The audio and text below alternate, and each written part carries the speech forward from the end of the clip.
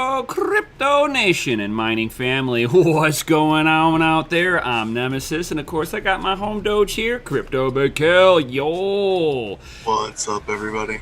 And look at this, we have a OG, triple OG in his house here. We got our man, 3D. What's going on? Hey, yo, how you guys doing? Oh, pretty good, pretty good. So, I had seen him on the Twitter universe, you know, complaining about Twitterverse. the Twitterverse, where he was like, Twitter just blocked me out of my account. And I saw him and I'm like, man, I know this guy. Why is he using a different account? Yeah. He was so down in the dumps a couple of weeks ago. I'm like, yo, just come on into the show. We'll get you up on here, talk about all that crypto awesome goodiness, all that mining stuff, and you were just saying that you're renovating your house a little bit here, so your rigs are off. Yeah. First time in a long time. Right. Oh yeah. So I'm curious. So another miner, you know, an OG, triple OG, right? I want to know, like, whenever I had to move and I had my rigs off, or my power was out for a week because we had an ice storm and we lost power for a whole week. You know, my rigs were off. Does it make you nauseous, like when you hear like the silence? Again, am I like the only one? Like, when I hear it, man, it makes me like just real. It feels weird, man. You know what I mean? Like, it's like a weird feeling. I don't know what it is. The first couple of days I couldn't sleep because I got so used to hearing the fans run just all the time that, yeah, you use that to go to sleep and stuff. And you're right. It does make you feel weird when they're not on and there's nothing going. Oh yeah, I mean, it was weird. It was a weird feeling for sure. I was like, "What is this?" I was like, I can think. My stomach hurts. I was like, it feels like there's like the pressure is like really heavy. You're just like, what is wrong in this house? Something is like terribly wrong, but it's just silent, you know. Or for me, it's like I use it to heat my house up in the winter time, and it's like you get out of your room and you're like, oh god, it's cold in here. What's going on? Nefarious, because I lose it when it gets quiet in here. I hope, man, dude. I just want to know, like, very few miners, you know, you talk to that actually like, oh yeah, my rigs are off right now, and like they're like, oh yeah, I'm renovating. So like, you know, they're gonna be off for a minute. Yeah. So it's nice to get that point of view. Make sure I'm not the only one. You know, it's kind of like one of those weird things that I think my sister-in-law talked to me about the other. We were talking to my wife about. Was like, does everybody like see like headlights at night as like do you see a line, or is it just a light? And she was like, it's just a light. And I was like, bull crap. It's like, I don't drive at night because all I see is like starry patterns when I see headlights. I guess it's because due to astigmatism. Yeah. And I was like, and she was like, I thought everybody just saw headlights just the same as I did. You are sadly mistaken. Right. You are not everybody is the same. So 3D, why don't you give us like the penny tour of who you are? I just like a techno enthusiast, love technology and stuff like that. And like when I first started getting into cryptography, it was right after like SHA-1 coins were being used for just sending token notifications throughout websites, and then Hashcash. You know, I found out about Hashcash, and since then I've just kind of fell into the whole digital currency thing. And then I lost my bank account in 2008, which got me more heavily into digital currency. And then Bitcoin I found in 2009, and I've just been in Bitcoin ever since, like almost 100%. And then like I do little hash websites where I do actual websites that are built offline. They're on hash-based, you know, systems and stuff like that, which I got that influence from cryptocurrency and Bitcoin and stuff, learning how to run different hash networks and stuff. And so now like I run, normally my miners are actually running over mobile internet, so I can actually throw them in a car, keep going. This is the first time they've been off or anything. Like when we had to move them before, well, we just put them on a battery, threw them in a car and kept going. We never had to shut them down. And like the only reason why they got shut down this time is like we actually there was a power outage when we were remodeling, and we had someone come in and redo the power, so we're still waiting for people to come in and reroute our power so I can like run the the big ASIC and run the tower of mobile miners and the phones and all these other things. But yeah, that's really what I am. Just a lot of hashing. Nice. Phone. You're Just a hash rate enthusiast, huh? So you mine on a Yeah. bunch of phones still, huh? Yeah. Wow. And I still have an ASIC, so it's like, and I'm running that through a phone line is fun because you have to have a phone line that's really good speed. I used to have a internet booster from T-Mobile just to ensure that one device could get good speeds to be able to mine. Interesting. Yeah, I've phone mined a little bit, but I've used like Termix, phones with more than 4 gigabytes. That way I could run XM rig and mine, Monero and on the random X algorithm. I've done stuff like that for phone mining. Yeah, a lot of my phone mines actually run Monero, and I just get paid out in Bitcoin instead. Nice. But yeah, Termex is probably one of the earliest ways I used to get Linux running for phones and getting Bitcoin to run on Samsung and stuff like that. It's pretty difficult now. There was it was like 4 months ago when they released that last update. They made it like 10 times more difficult. None of the packages are the same. Like you had to like redo everything. It's a pain, dude. And it's still not the same. Like it's still, nothing is the same. So yeah. So I got a website I go to. Like I can just go to like Walmart, jump on all their computers, direct it to a website, and it'll start mining me Monero, right? And then in April of 2019, they did that major update, and it was like I used to be able to go to Walmart, go to like 10 computers, get them running Monero, walk out an hour later, you start seeing funds, and now it's like the amount is like 95% reduced compared to then. And in April, it reduced like 65%, and it's just like the longer we keep going on these trails, the harder and harder it is to mine on these smaller devices. But, thankfully there's other coins out there that allow us to do it, like Tron, not Tron, but Turtle Network and stuff like that, Mm-hmm. Oh my gosh. Yeah, Ashnik's saying that we need to get you in the poker tournament that's coming up here from Aeon. There's an Aeon poker tournament on the 12th of December. Yeah, it's really fun. It's always fun. Sounds like fun. Right. Win a bunch of Aeon, have some fun. Yeah. She wants me to show this. It's a good time to segue into that. Right. If it'll open for me. Over here. So tell me a little bit more about like what you what got you started into this? So what? Like what got you started like into all of this? Like when I first started getting into online currency, I was 16 and didn't have a bank account, didn't have a way to buy stuff, and I was wanting to build a computer. And so online currency was, like the way to go. And then in 2008, I lost banking privileges. The state I live in took my banking privileges. So I had no way. So I had no way to do anything. And so it was like, I need something. So, that's why I tell people Bitcoin saved my life, because I was at a point where I had no job and I needed money, and Bitcoin was there, and I was able to actually use what I already had to make money, and then I was able to use Bitcoin to get online servers and get my work going back again, and started everything back over. Nice. Yeah, I've ran into some sort of similar circumstances where bank accounts, like you can't get another bank account because of other stuff, and you're just like, oh, well, that's cool. Oh, hey, I gotta go pay my bills. Oh, well, we only take cards, so, oh, okay. And you gotta go try to, like, circumvent all of that. And it's just a nightmare. And Right. it's just, it sucks that they can just, like, turn it off on you on, like, a whim like that. Be like, oh, we don't like we don't like you right now, so we're just gonna turn off all of the ways that you can make money and get money, and then you still gotta pay your bills, and you need to pay your bills with that stuff. So, what you gonna do? Right. You go get a prepaid card, and they're like, "Oh wait, we don't accept prepaid cards."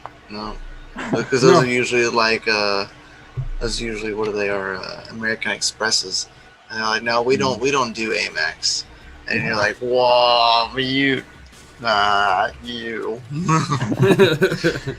just making it more difficult. Absolutely.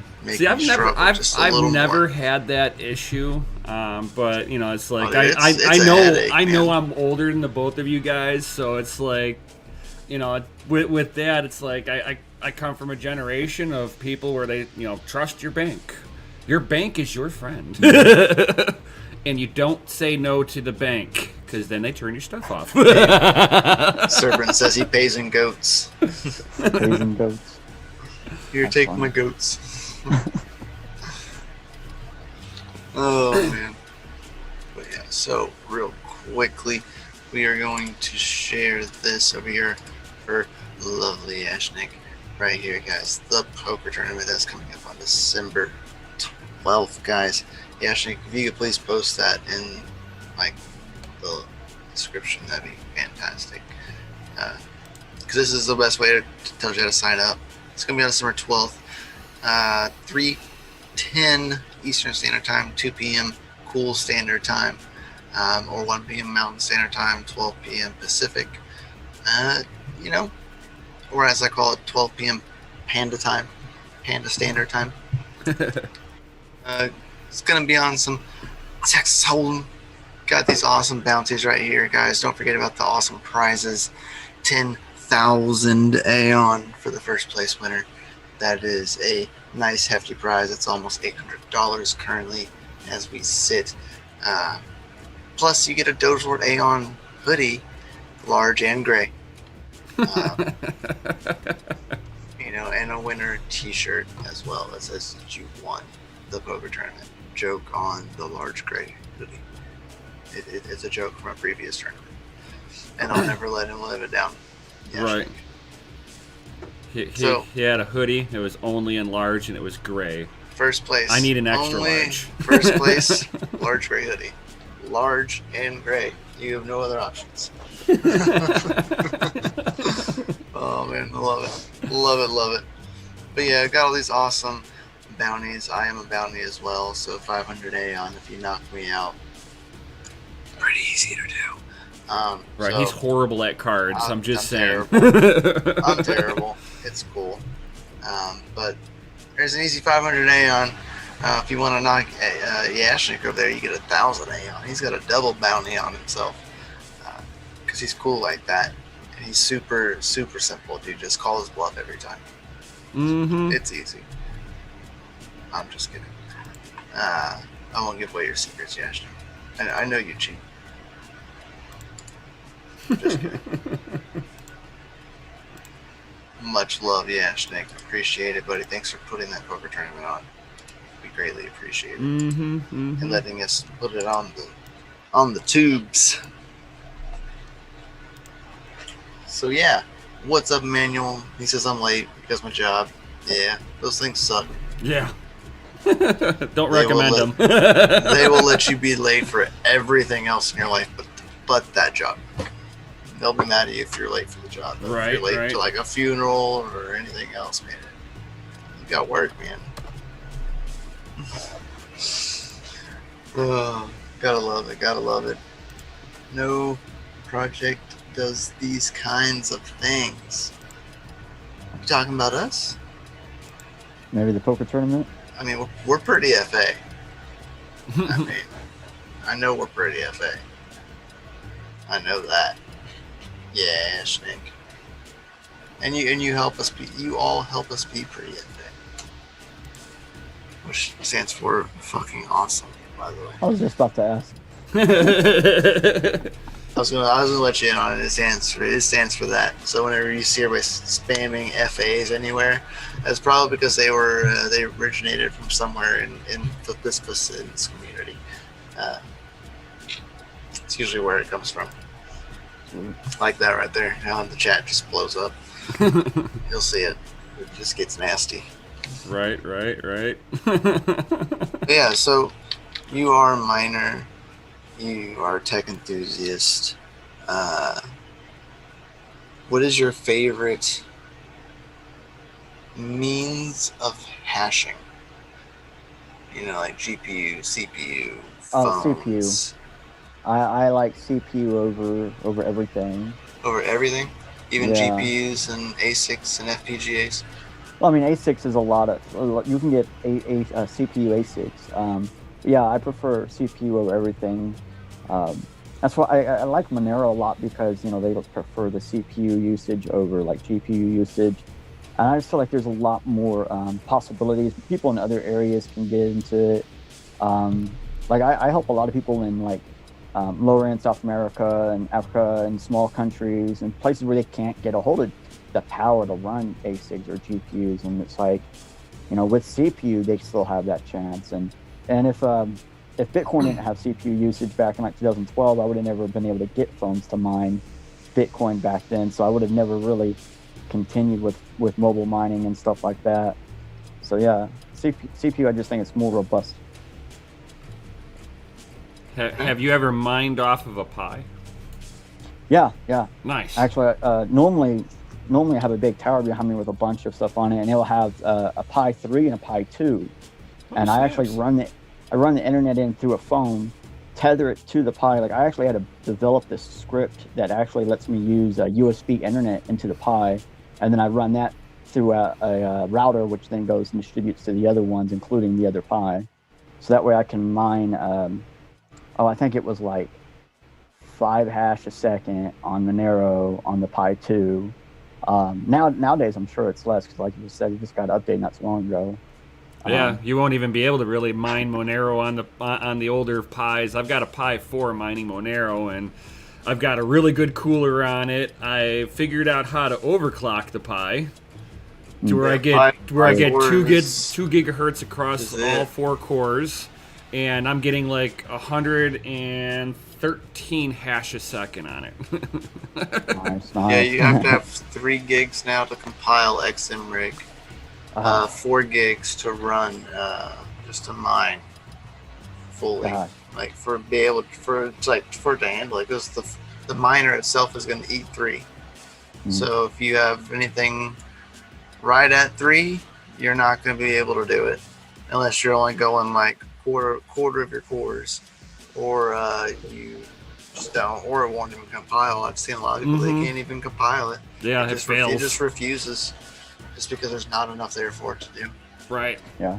And it's a bummer, man. I'm like, It's like I've been helping so many people mine on their Pis. It's like, oh my god, and it's and to watch some of the people struggle on it, going, how did you do this? And I'm like, yeah. I had one of those recently, and like it hurts, man. It's like you help them all the way through it, and like I can't figure it out. And then you finally get down to it, and you're like, well, what exactly? And then you get the full breakdown. What they're going like, I'm running on Pi 3, and I'm like, that was the problem the whole time. Right. And it's just because it's not everybody's up to speed on that. A lot of the tutorials are still out there to show Pi 3s. Not everyone is aware that you can't mine an XMR with a Pi 3 anymore. There's tons of videos, and they're all Pi 3s. All of them.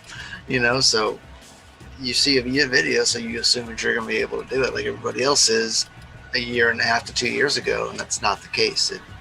The space constantly moves. Yeah.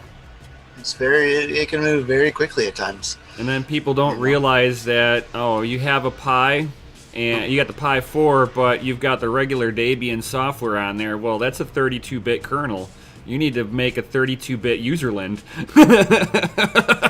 People are like, what? They're like, what's a 32-bit userland? It's like, that's the secret sauce. Yeah. It's like the first time I got a micro mini computer, or it was a supercomputer, Parallella or something like that. I was using the stuff online to try, different videos people had, like Box Mining had something on it, how to get it to mine and stuff.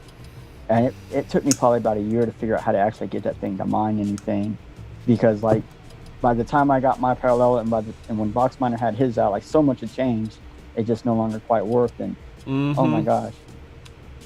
Oh yeah. Yeah. Remember he had a big spread of all those a while back. It was pretty nice.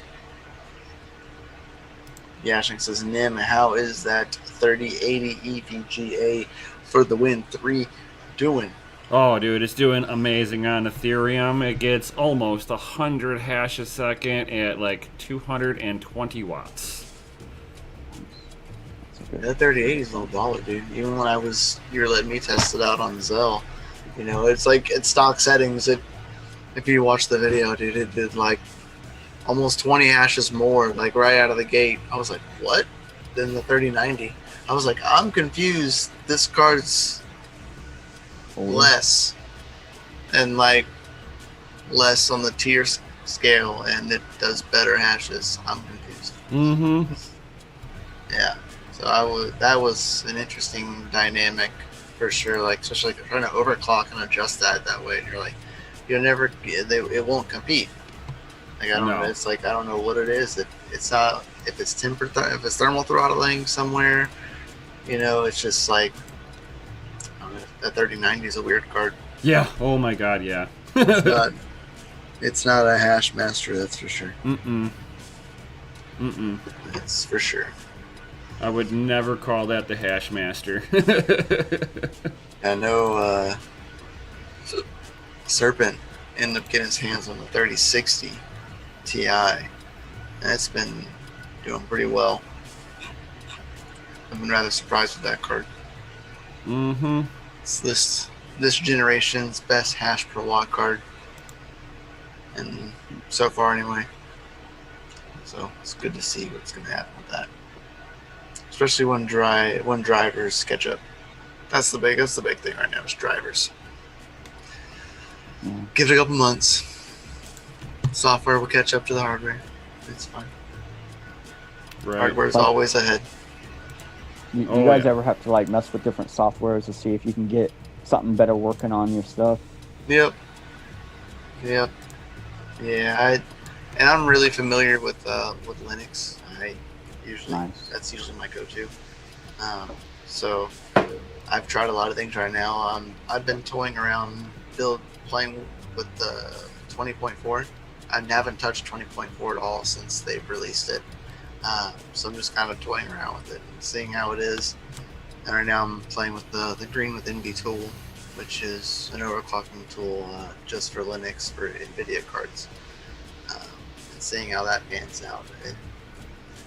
I wish every program was just like that, man, dude. It is like the power is just so direct. Like, I just wish all things were like Linux. Right. I just wish. I wish. I mean, it makes sense of why most mining operating systems are all Linux. Everything is very direct. Oh yeah. It was like I run the 20.04 on my computer. Nice. And I think this is the first Linux I've had since 2014 or whatever. So it's like completely different from what the Linux used to be. Oh yeah. It's just so different. But like, I don't know if you guys have noticed like Windows and Apple and even Google Android-based systems, like, those, you no longer own those devices if you have that operating system. They can just take control and do whatever they want. Like, I was trying to mine off, like buddying off the internet from one of my Google Chromebooks, and the Chrome was like, well, nope, we're gonna stop allowing any access to that external device and get it to stop. I was like, oh my gosh, how can they do that? Yeah. Or when you're messing with your phone and you're trying to like do something, I'm like, no, you're not sudo. You can't sudo. You're not super user. You're not root. You're not admin. And I'm like, it's my phone. Why can't I do what I want on my phone? Right. Oh my God. Like, come on, man. Be nice. Yeah. I used to use Backtrack a long time back when Backtrack was a thing. That was my go-to Linux. That was before it turned into Kali. Kali Linux, for those that don't know, used to be Backtrack. So Backtrack 3 was the last implementation of that. Still got that on a CD drive, man. I got it, and like Smart. I have it burned onto a CD drive, and I had it forever. It's like, oh, love it. It's been a lifesaver on multiple occasions. Yeah, I got Windows XP SP1 on a disk with all the information. Like, it just burned a Nice. copy of because I was like, I we had my dad had got a computer, and I was already, I already had the disc. And when he got his new computer, his didn't come with the disc, and I was just like, I need to back this up because it doesn't seem like I'm going to be able to get these kinds of discs anymore. Right. And yeah, enough, they went directly into no longer sending you the program. It's like you're just getting screwed over time. Mm-hmm. Nefarious. Wait, you own a device that has software on it? He was like, we haven't owned our software since the 90s. Oh. Yeah. Yeah, That sounds unfortunately. Yeah. I don't know, I've had this CD for quite a while. Granted, it wasn't from the 90s. Backtrack 3 was not from the 90s. That was like a mid-2000s thing. Yeah. It's like I got a disc that I made in '98, and I put a sticker on it. And like 2 or 3 months ago, I was looking at the discs, and the sticker glue ate through the disc, and I was like, oh, is it safe to write on these discs? And it's like, I should have learned. Right. Oh, the 90s when you can go out and be around people.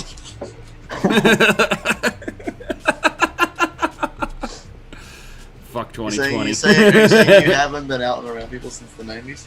Right. That could be a big issue for people. I mean, granted, you're probably ahead of the curve right now. Right, you've been practicing for people 20 years. Most people are like losing their ish, and everyone else, you're just like, it's another day in the park for me. Right. There's so many memes of people coming out and they're like, opened up my door for the first time.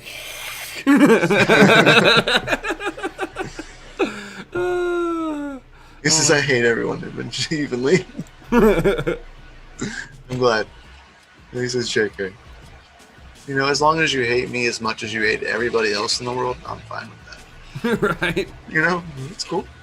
Sounds like a punk song. The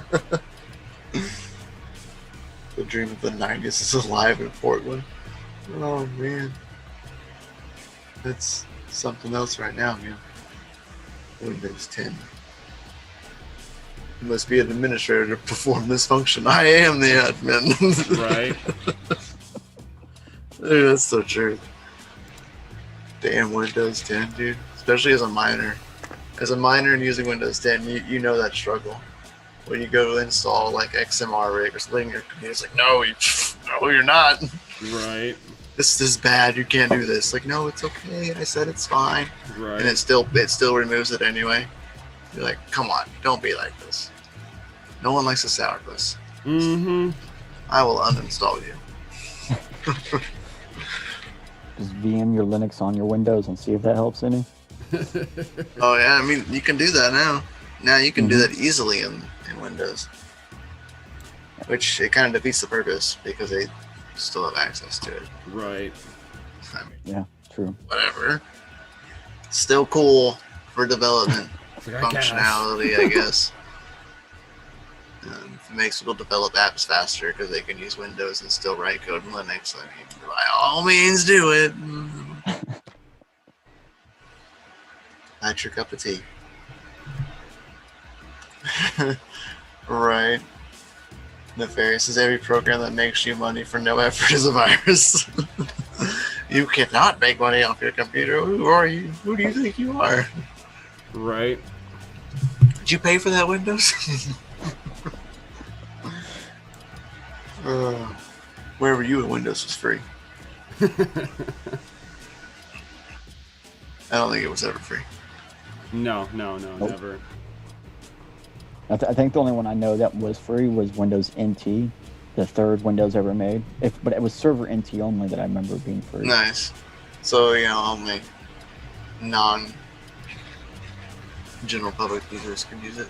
Yeah. It was still close Especially to back Linux. then. Mm.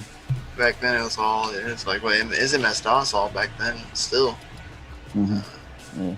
So, gross. He says, no, it wasn't free. NT was $900? Oh my god. Really? What about server NT? No, that's still $900. That's a lot of money for an operating system. A lot of money for an operating system. Right. Oh my gosh, yeah. Is that like one key? Or is that unlimited uses? Even Windows 1 was $100. Oh my god, Dang. you're making my heart hurt.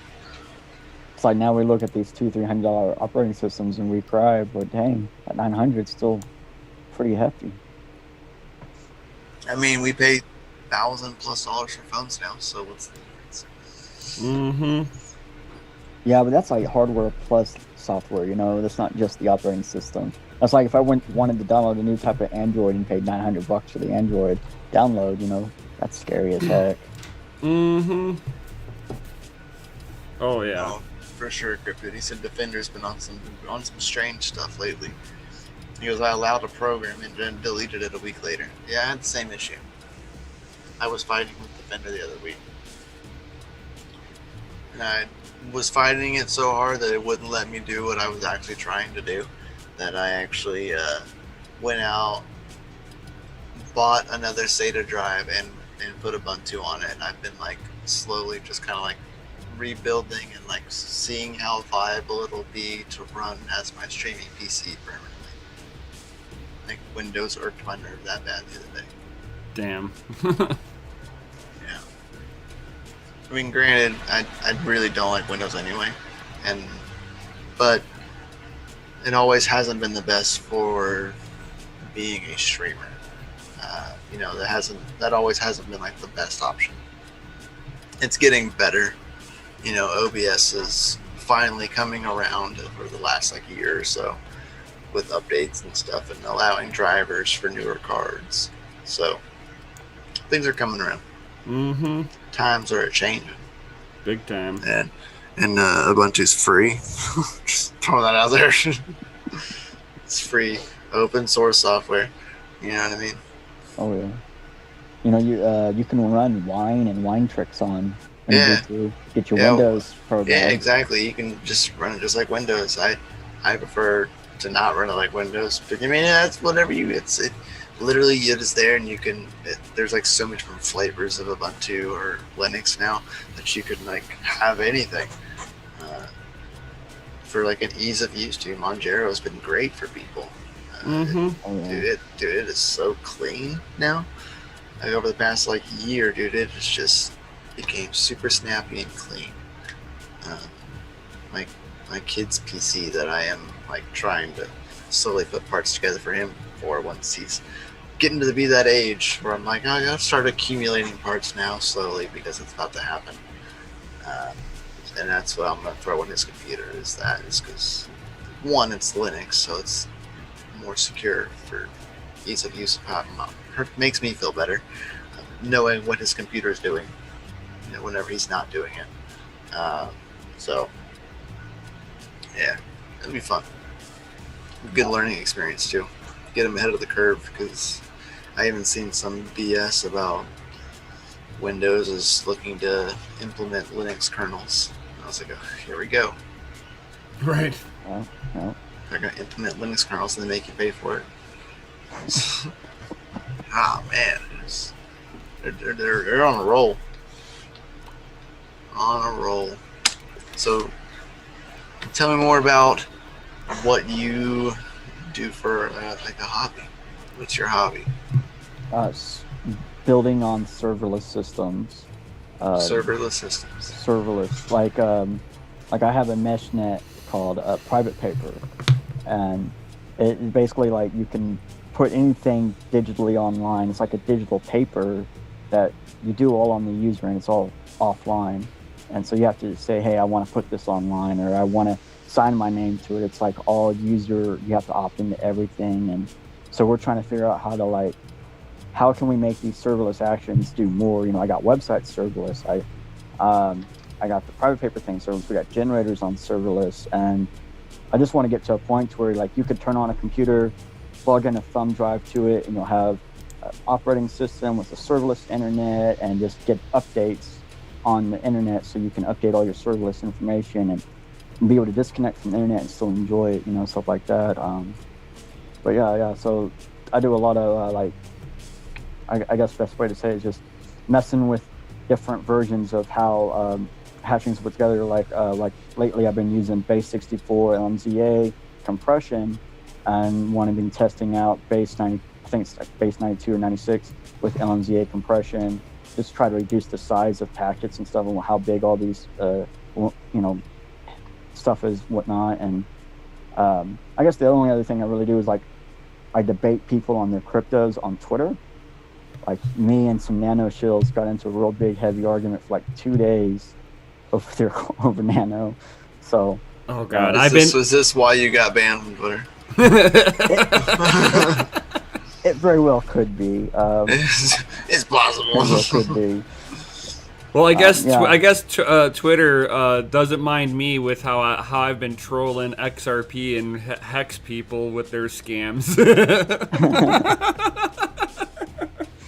Oh yeah.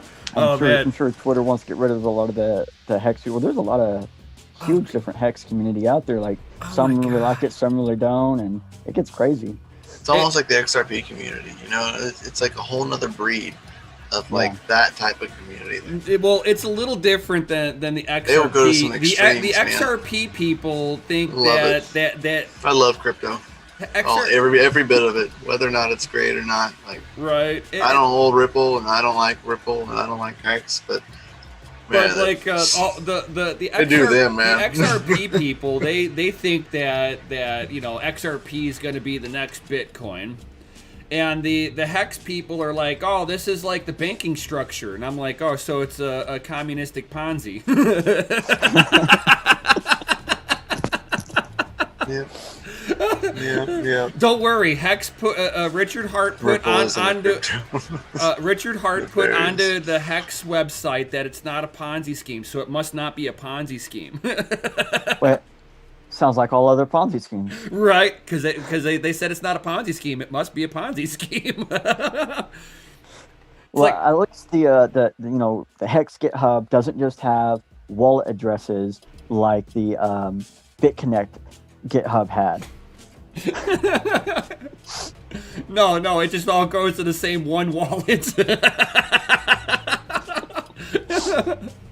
Not your keys, not your Hex. Right. But don't worry, as long as the Hex community keeps getting stupid people into Hex to dump their good crypto for bad crypto, Hex will always go up, right? With their infinite inflation. Because that's a great business model.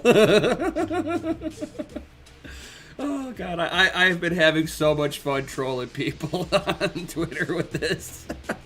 Cartoon Youth, Mr. Doge Lord does not join us on Saturdays. This is Mining After Dark. Right. He's usually on Fridays. So he will not be here tonight. Mm-hmm. Unfortunately. Sorry to burst your bubble. I know you wanted to see him. He's a cool guy. Mm-hmm, for sure. I love him. I'll even roll his mini commercial over my screen for just for you. Just gotta open it back up.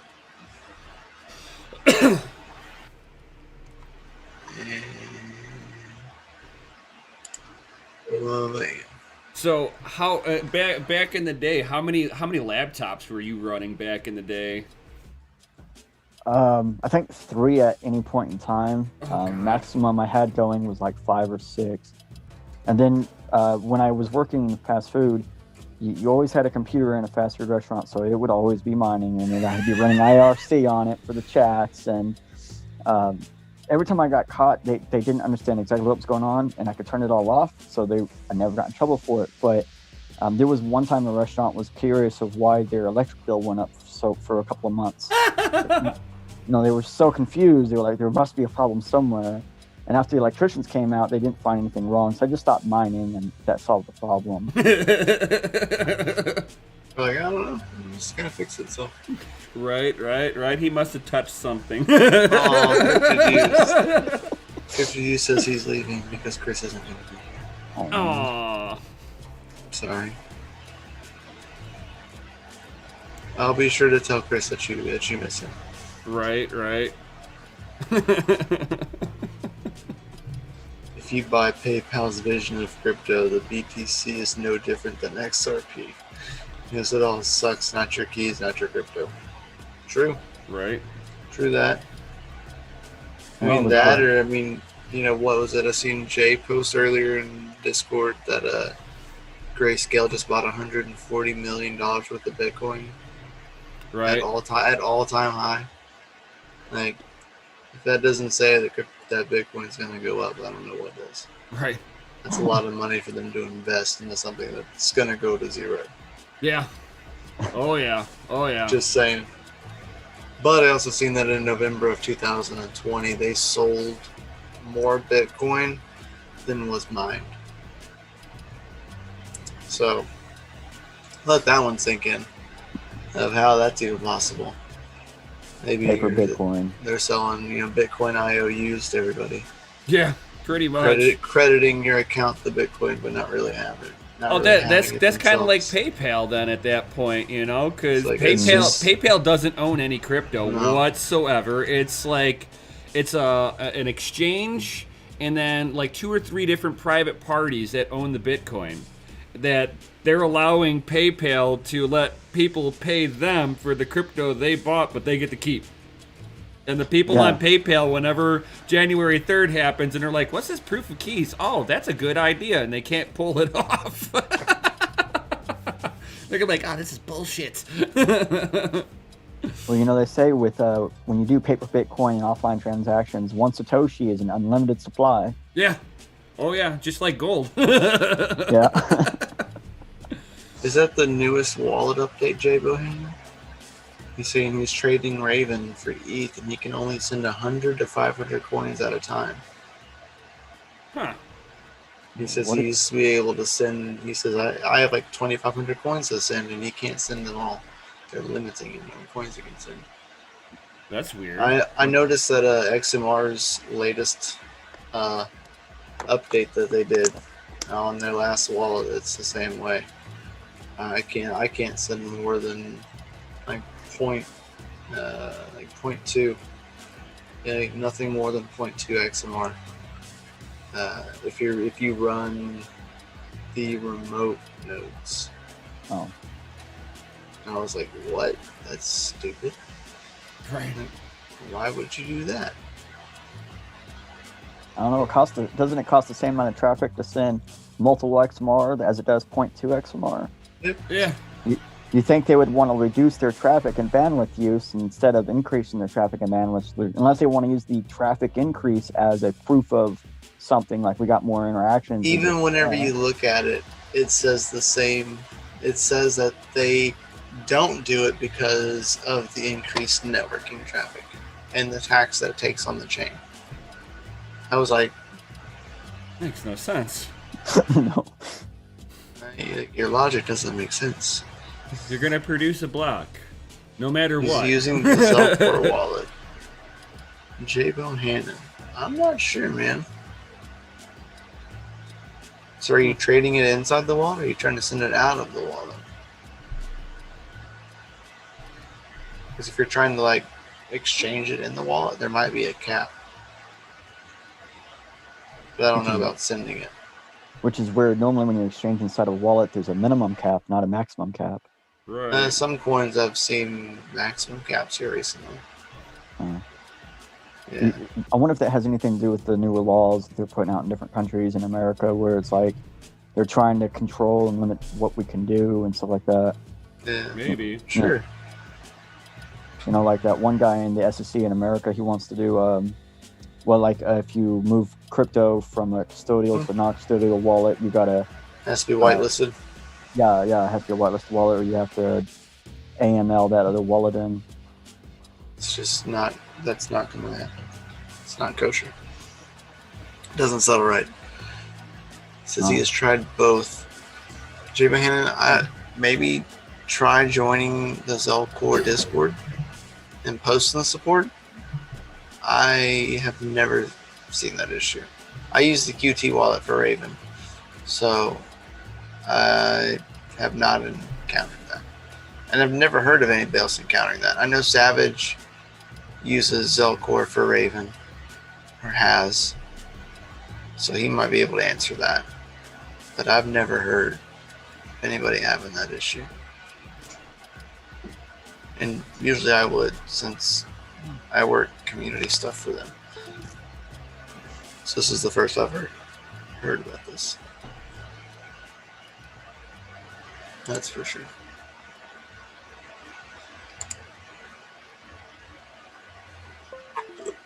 Man, the hiccups all of a sudden.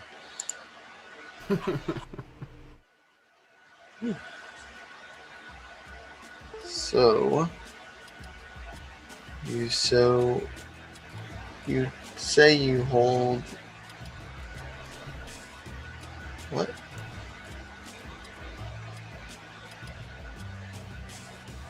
Techman says so you don't hold say 0.01 PTC if PayPal is just the dollar amount of it. Question mark. Yeah, that's about right. Whatever you hold in PayPal Bitcoin, it's actually a dollar value reference. They're just using the Bitcoin and cryptocurrency thing as like, well, we can charge you fees based on the actual fees of the real currency. And since it's not actually going anywhere, it's just going to us, we just gain extra money out of the fee. If we just charge you the regular fee we have for transferring fiat across our chain or our system, we would we wouldn't get as much. And I remember when I saw that article where they were saying PayPal is buying 70% of all the Bitcoin being mined, and I was like, wait a minute. A simple Google search will show you that they partnered with a company to get it, and that company hasn't been buying Bitcoin or crypto for a long time. Yep. Just so you mean PayPal holds the dollar amount you hold nothing, correct? Like you really don't own any Bitcoin. I mean, to be honest, if you're using PayPal even for fiat, you don't own that fiat. That's not even your money. Truth. Yes, for sure. It's like the same thing with like Cash App. Like you could buy Bitcoin there for a long time. You could buy it on there, but you couldn't do anything with it. So if it even then wasn't really actually, were you even buying Bitcoin? Or are you just holding a dollar amount, like status, in your wallet? Because all it is is just a program. It tells you you have this amount in your wallet, and tells you this much in your wallet, and that's all they have to say. Like, oh hey, yeah, you own this much money. How much Bitcoin do I own? You own this much dollars. How much Bitcoin do I have? You have a fluctuating amount of dollars. But how much Bitcoin do I own? You own a fluctuating amount of dollars. Like, what do you not understand about that? This is that PayPal. Yeah, it's not cool. I can't even use it anyway where I live. It's not even an option yet. So, I'm mad. That's for sure. I'll own the keys to my Bitcoin. Yeah. Remember January 3rd, guys. Proof keys. Right. Or you can do a preemptive strike and never leave crypto on an exchange because that's not recommended. Absolutely. There you go. So hint, people, get your crap off the exchanges. This is crypto advice.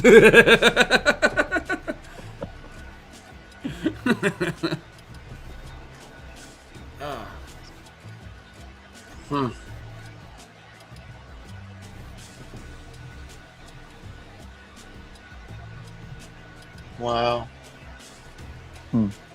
That's interesting crypto news. That's for sure. Yeah, I should never. I know, man. It's terrible. And it's terrible, like, to think that that's really what kind of, like, set this whole thing off, too. Like, if you think about it, was the whole PayPal allows you to buy Bitcoin, and then all of a sudden, here we go, moon run. Like, mini moon run. Start running up in price, and everyone's like, yeah, like, it's because of that. But they're not really buying any Bitcoin. Grayscale's, selling IOUs to Bitcoin. There's not enough Bitcoin that all these institutions are actually like selling you. Like, Like it's not like all this Bitcoin that's actually out there is just still out there. Like people own a lot of it. Right. Like it's not just all like it's out there, yes, but it's not all fluid. A lot of it is hodled in a wallet. Just held for store of value like it's supposed to be. Leave all of the fluctuating currencies for other stuff. And it's like, I think PayPal had some kind of TA expert on their team, and it was like, look, there's an expected, parabolic phase coming in Bitcoin. If we say we have Bitcoin now, we can catch all that FOMO. We can get all this money coming in. And I think that's really what they did. They were just being real picky on when they accepted Bitcoin or whatever. I think they were saying, I think they said 30-something%. There's 18 to 30% of its users have bought Bitcoin on their app. So 18% to 30% of their users that just now, of course, it's not in all states. Like my state can't have it. So there's a few other states that can't have it. If my state can't have it, mine's pretty laid back. So there's still a bunch of people that can't buy it on their app that probably would the moment that it comes active. So shows you like the mainstream of people that are really seeing it. Like this mini bull run has been kind of like different. I got in last bull run, like right at the height of it is when I got in. I was researching as if we were at like the price we are now. Like this is where the price that we're at now is like the price where my journey began. But it was the opposite trend, of course. But it's like it's completely different from back then because it feels like not everybody knew about Bitcoin back then. But since like the past couple of years, it's been like nothing but Bitcoin. Just everyone knows about it. Like it's everywhere. And people talk about it all the time, and it's like, oh, Bitcoin's 20K. Oh, that's good. So how much Bitcoin do you own? And then you're like, I don't own any Bitcoin. Right. Lost it on a boating accident with a fluffy pony.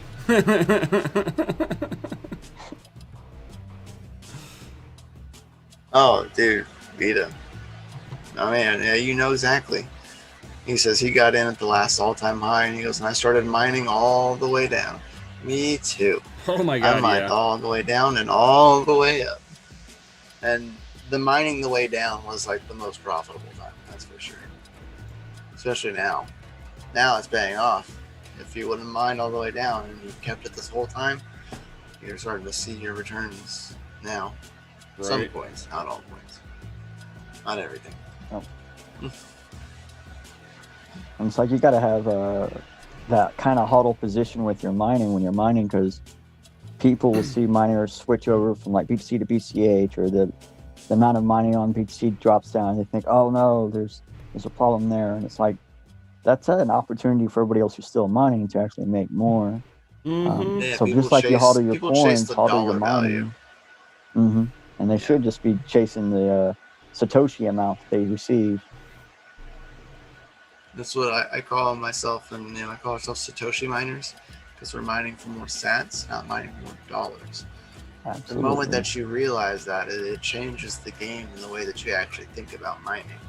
If you're mining for trying to get more Bitcoin, then you don't need to be mining about what's making me the most dollars. What coin is making me the most Bitcoin? Right. Because it is not what What's a Mine tells you. If you really think about it, it'll be on that top list, but it's never usually the first one. Never usually. But ETC was the first one for a while. Even with their 351% attacks. Yeah. Because the network was so low. You were making more coins. And the dollar value was still relatively... Yeah, because no exchange was letting anybody get their stuff off the network, so it's like staking. It just held the profitability right in one spot. Oh, talking about staking, Yo, since you're an OG in this space, 3D, what's your take on the whole Ethereum staking? I don't like it. Like, I don't like proof of stake, or don't like it at all. I had written a version of proof of staking, and it didn't really get used by anybody because it still revolved around mining, and I just don't see a whole lot of security measure in staking. So Ethereum going to staking is making me really double think my Ethereum holdings, my Ethereum position. Is like, I make a lot of NFTs on Ethereum, and it's just like, what is the longevity of the ability for it? Yeah, it might be able to make us have faster transactions with lesser fees or anything like that, but at the same time, like, the actual security is, can go down when you go to staking. And that's one of the reasons why proof of work is such a great thing. When we had Hashcash, it was very similar to proof of stake. You could just make a whole lot of coins real fast, throw it out on the network, which is what killed Hashcash. People were able to just generate tons of coins that shouldn't be there. They can fake coins, duplicate coins, and I almost feel like we're gonna go. That's something we're gonna start seeing in Ethereum. We're gonna start seeing fake coins where people send you a transaction, you receive it, your shard says it's good, and when you try to send it to another shard, they're gonna go, "Oh, not good. That's a duplicate. Sorry." And there's, even with their testing phase, I don't know if you guys ever been involved with their testing phase or their test lines. Like, they have a lot of problems with duplicating on the test stuff, on the test nets, especially like some of their like Livestream net and stuff. It's just like, it's so terrible. And then some people think that the test lines on Ethereum are actual lines. And I've heard people before, they're like, "Yeah, I got this coin on Ethereum and it's only on the Livestream net." It's like, that's not the main net. That's just test net. Why are you on that? And so sharding is going to have that same issue. It's just going to be more complications that can happen. And at the end of the day, like, I think they're going to end up reversing back to a full mining instead of having partial mining, partial staking. Right, but I mean, at the same time, Ethereum's already proved that they're centralized. So I mean, with the whole DAO hack, that's some of the reasons why I supported Ethereum Classic, is that they were like, that wasn't our bad code. We had nothing to do with the DAO. DAO did their contract wrong. Why are we giving their money back when they did it? It was their mistake. They should be covering it, not us. And then it's like, the way those hackers did that is they backtracked to ad direction. Because of ads, when an ad would replay on someone's screen, they could actually backtrack to that ad. So they'd go on, wait, get all these ads, get all these data from all the ads, and then wait to find those ads being displayed again, and they go jump into that, and then go jump to it's like, what, seriously? Like, that's terrible. And yeah, if they when you go to staking and stuff like that, like, you have that same problem where you could be like, you can put out one ad and distribute amongst a whole bunch of systems, right? Or you go and say, okay, I want to distribute this one coin, and you can distribute it a lot faster, a lot easier through sharding. But at the same time, that's more information people can search in the network. Like, I don't know if you guys know about Onion. There's a bunch of different ways people attack the Onion, and one of those ways is called distributed looking, where you have a bunch of computers just running different types of nodes, entry or exit or middle. And then if you get enough nodes, they say it's about 18 nodes on the system, you can start locating and pinpointing where people are, where servers are. And that's, they're going to be able to do that with sharding, because sharding and Onion is very similar. Well, you know that the FBI and NSA and stuff are already doing that with all the onions. Yeah. That's why you can't even. That's why you don't want to touch an onion unless you've spooled up a VPN.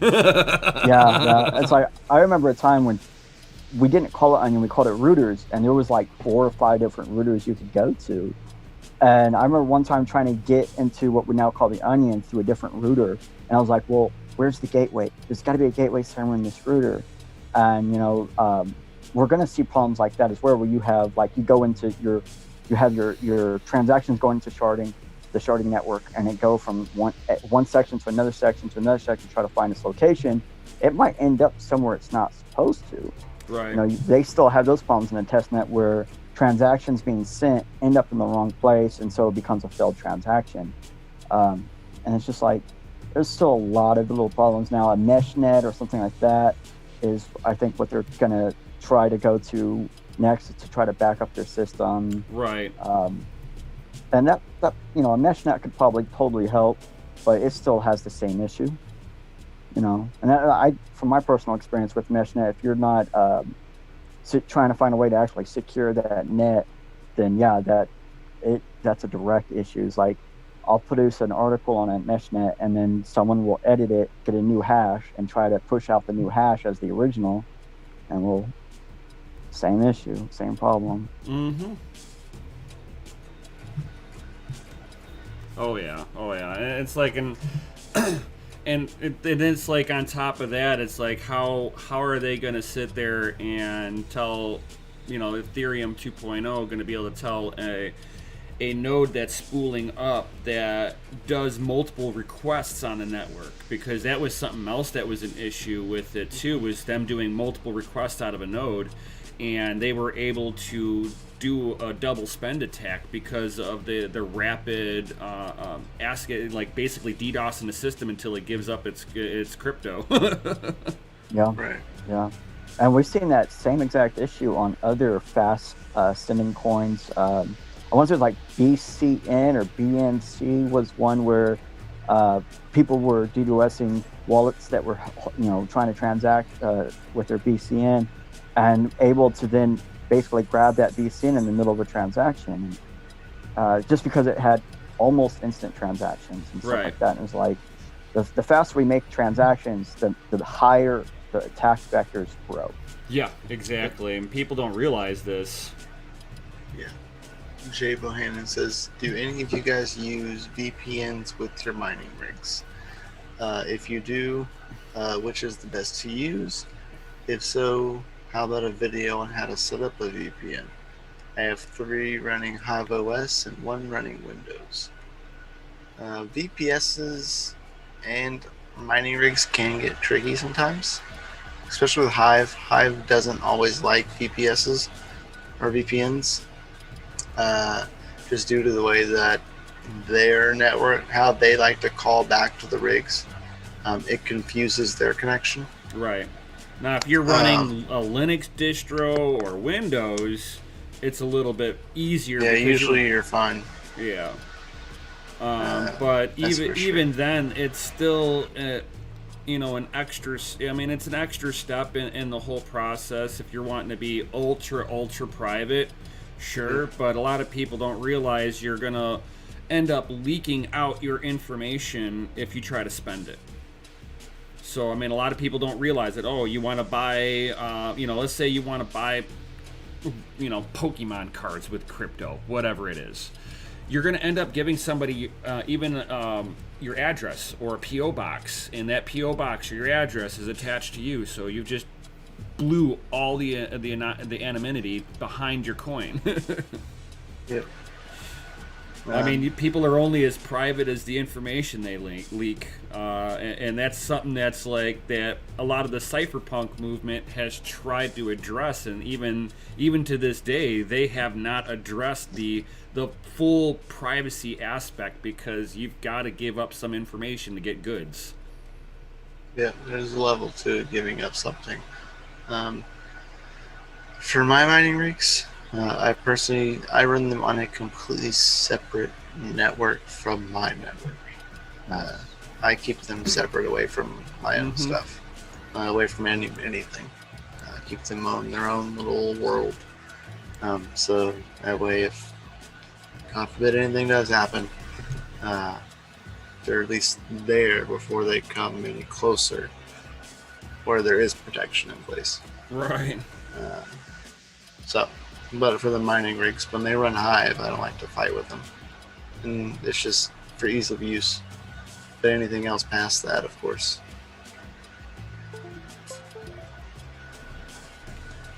So, hope that answers your question, buddy. Really hope. Right.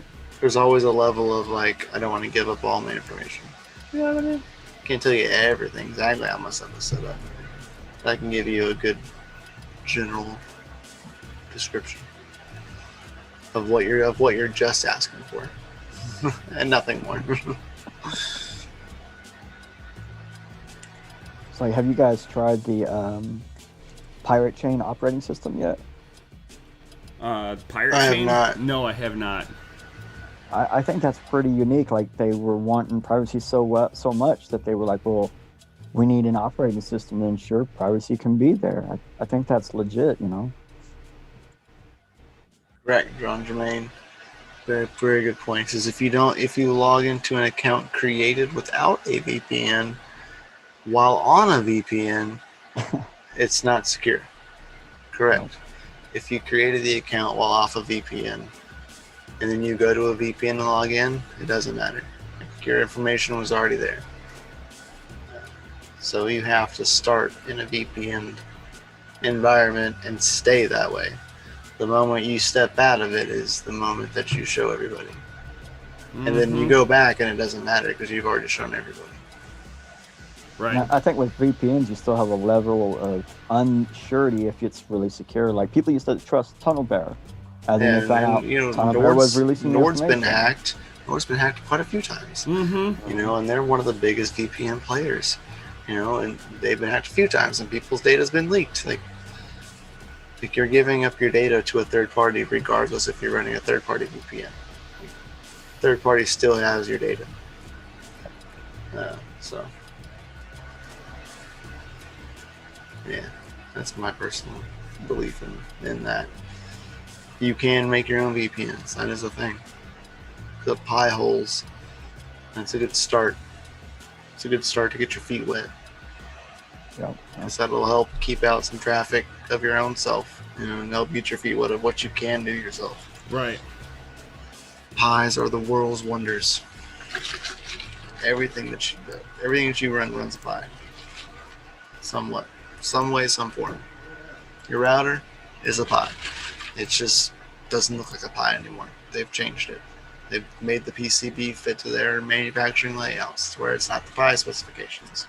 But it's all built on the same technology. It's all an SoC chip or an FPGA chip, which is basically an SoC chip, borderline ASICs. You know, they're all built like that. So they can build it and sell it to you. You can build it yourself. Just gotta learn how to do it. If there's any other questions, so now would be the time to ask them. Right. For cheesy. Before we be rolling up out of here. I got a hot date I gotta roll to. He's kid free. Kid free for the night. Right. And He made a promise. I'm gonna eat it up. Whoa. No, that's not what I meant. Not what I meant. That's exactly what he meant, guys. I mean, this is rated FA. Right. Oh, that was a good one. Be like, for some reason, I suddenly don't believe what you said. The last part. Yeah. Yep. Everybody's just FA. Yeah, I know, right? That was a bad one. That was bad. Oh, that's a good one. John Jermaine, remember when that guy hacked a company's data and published it, and then they logged into the blog with their regular account password and boom, got caught. Yep, he hacked into all the company's data, released their data, and then logged in onto the same device to his own account, to the blog, and then it was game over. To a blog that he created, that was created not on a VPN. It wasn't safe practices, man. It's hard to start that way. It is hard to start. Because once you start, you don't stop. Because once you stop, you basically give up. Or you keep going and you have to just minimize the damage. Just hope for the best. It's 2020 we're doomed. That's the fucking truth. That's the truth, man. It'll get better. Someday. Not today. Definitely not tomorrow. but someday.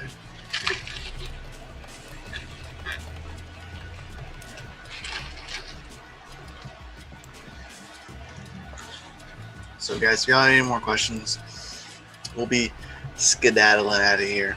And guys, you definitely want to get into the Patreons. I've got some big things cooking up into the background that you want to be involved with. So for the first time, I'm at personally being able to add value to the Patreon for all of you guys to make it kind of worth it to be a part of it and help supporting us. Yo. Not just that I put in there how to get 0% dev fee on Windows. As you can see, the main value for it is pushed into Discord. Yeah. Yeah, you know, Patreon is the funnel. Mm-hmm. And Discord's the bucket. And as you can see, 3D, I'm a big Monero fan. Nothing wrong with that, man. Right? Oh hell yeah! And it's like, and I understand for like the big farms, you know, they should take a certain small little percentage of their farm and let the devs get paid. But for somebody who's only got like 1, maybe 2 CPUs, it's like, yeah, they don't need to be paying the dev fee. It's not enough for that. They're not making enough for it to be worth it. And then you're taxing them to use your program. There's a reason why Monero has that feature. The XM rig has that feature. It's like, I love the guys over at XM rig. I will shill the shit out of them. Gotta love it. But, all right, guys. Without further ado, we'll be heading out of here. And we'll hope to catch y'all later. Keep on hashing. Much love to all of y'all. And we'll see you next time. For sure. Guys, take it easy. Peace.